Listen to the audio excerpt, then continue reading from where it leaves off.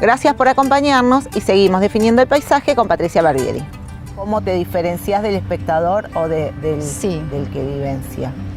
El espectador del paisaje es aquel que lo ve como una forma de capturarlo o utilizarlo como forma de producción. Es decir, el que está afuera del paisaje, no se siente parte. Entonces ve al paisaje y ve qué forma puede sacar provecho de ese paisaje. ¿De qué forma productiva puede...? ¿De qué forma productiva puede...? El paisaje rural de alguna forma... También es productivo, sí. Es una forma de observación del paisaje por parte del sistema agropecuario. Y sí, porque si yo... Desde ese punto de vista. Claro, si yo estoy viendo, supongamos que veo grandes extensiones, como es la Pampa, y yo digo, bueno, de acá, ¿cuánto? ¿Esto qué acto que es para el cultivo, para la agricultura, para esto? ¿Cuánto podré sacar? ¿Cuántos quintales? Es decir... Ahí lo empiezo a ver como una situación productiva. También paisajes que a lo mejor ni siquiera son dañados, pero que a lo mejor uno los ve y dice, qué bueno que está esto para una iniciativa turística, por ejemplo. En cambio, cuando uno se siente parte del paisaje, acá ya comienzan a intervenir otras cuestiones que tienen que ver mucho con las civilizaciones precolombinas, las civilizaciones indígenas.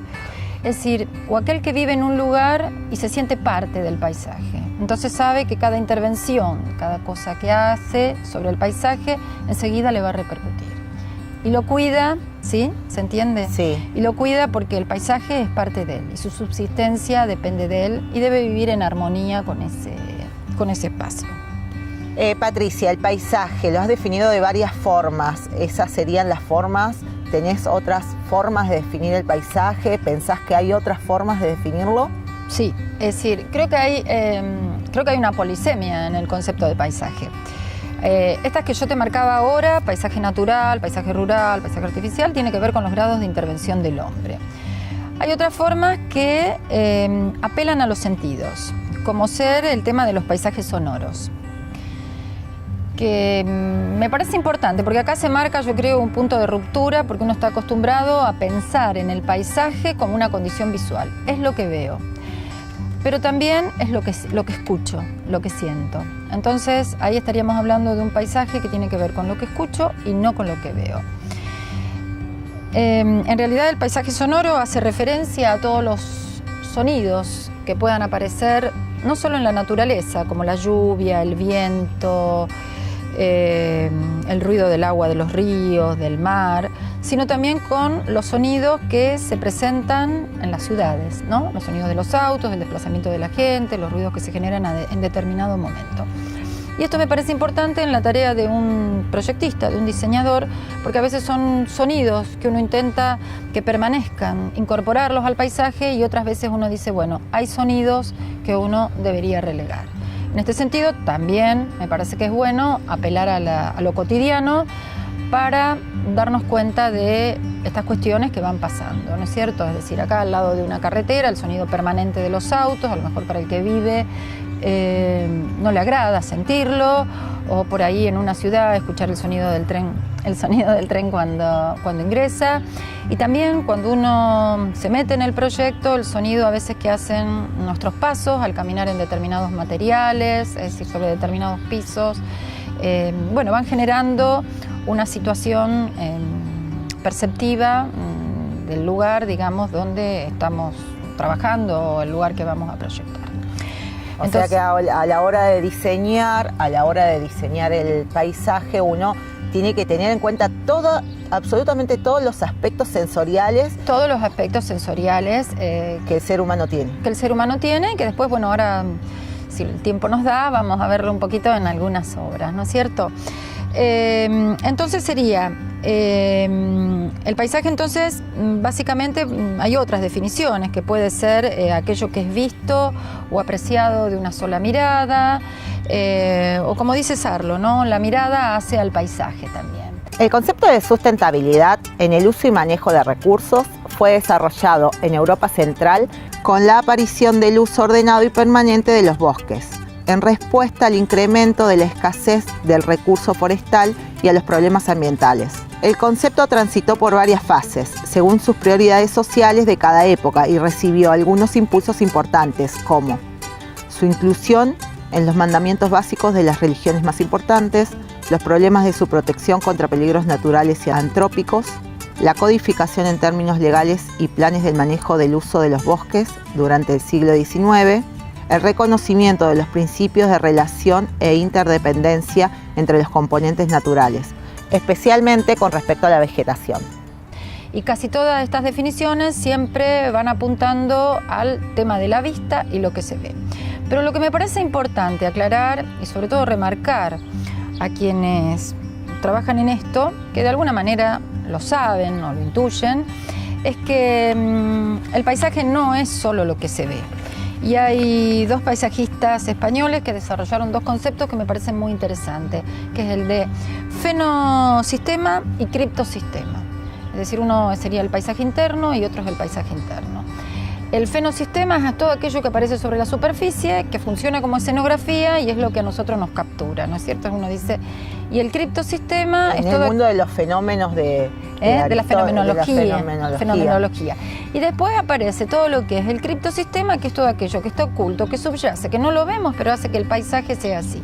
Que no solo tiene que ver con lo físico, sino que también tiene que ver con lo cultural. Lo que hace, el contexto que hace posible que emerja, ¿no es cierto?, en ese proyecto de paisaje lo que hay.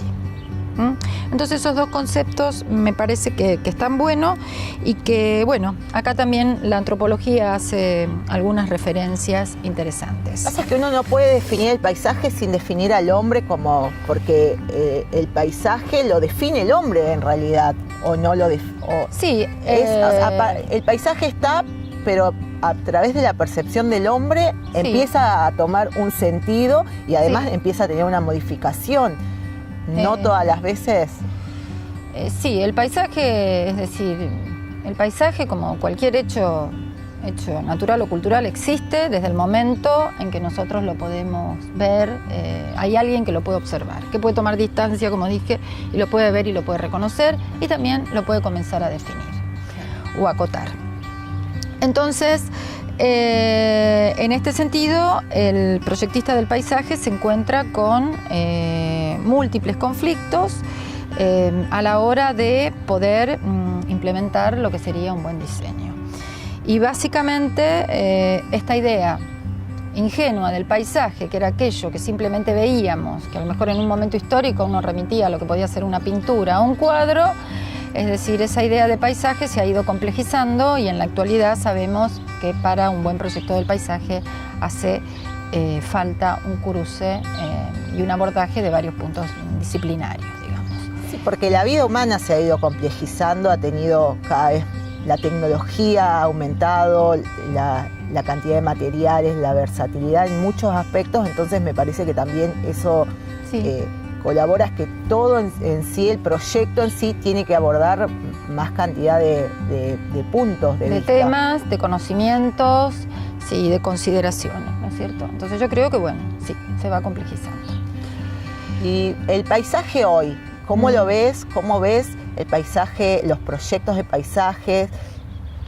Yo, ¿cómo veo los proyectos de paisaje hoy?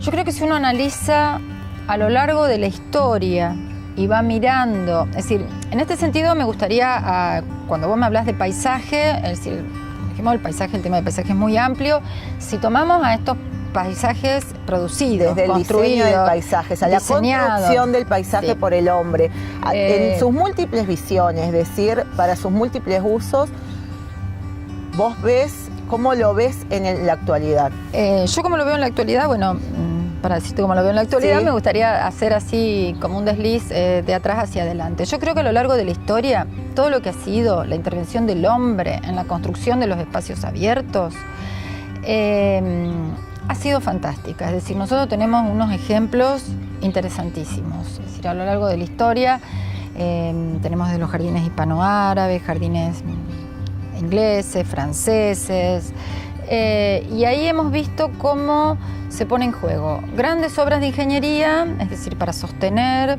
esos regadíos y hacer posible que emerja ese paisaje visible. Y entonces podemos decir siglo XVIII, siglo XVIII, siglo XIX, incluso hasta llegar al siglo XX, vemos que hay proyectos que han sido fantásticos. Creo que el siglo XXI se presenta como muy auspicioso siguiendo esa línea, sobre todo porque se han instalado, yo creo ya, nuevos conceptos como son los de la ecología, la sustentabilidad, es decir, la sustentabilidad ambiental, territorial, ecológica y demás. Entonces yo creo que se abre un campo muy interesante para el desarrollo del paisaje. Guttnik, un arquitecto alemán, ya en la primera mitad del siglo XX, marca algo que tiene total vigencia y que yo siempre lo señalo, que es la relación del hombre con la naturaleza en tres momentos. En un momento como miedo, como temor a la naturaleza, en otro momento con un uso racional, pensando que si la naturaleza para la subsistencia es necesario acompañar los ritmos de la naturaleza y respetarlo, y un momento de agresión muy fuerte que empieza, yo creo, con la revolución industrial, con el crecimiento de las ciudades, las talas de árboles, la depredación de todo el entorno, y que ese elemento en este momento ya va sufriendo un corte y va apareciendo el cuarto momento que Guttnik definía, que es él lo llama tecnológico, pero algunos le dicen ecológico, que es donde el hombre sabe que para poder subsistir va a necesitar terminar con esa explotación, yo creo que hasta feroz, del entorno. Siempre hay una frase de Barragán que él le decía a sus alumnos: no vean lo que yo hago, miren lo que yo vi. Barragán es un arquitecto mexicano que ha tenido una obra así muy prolífica y ha sido un hito así toda su producción en México, ¿no? Entonces, bueno, es el consejo que da. Vean lo que yo vi, dice él. Bueno, Patricia, muchas gracias por acompañarnos. Hemos llegado al final del programa. Muchas gracias por acompañarnos. Recuerden que pueden comunicarse con nosotros a través de nuestra página web www.paisajesproyectados.com.ar o encontrarnos en Facebook Paisajes Proyectados TV. Gracias por acompañarnos y que tengan una muy buena semana.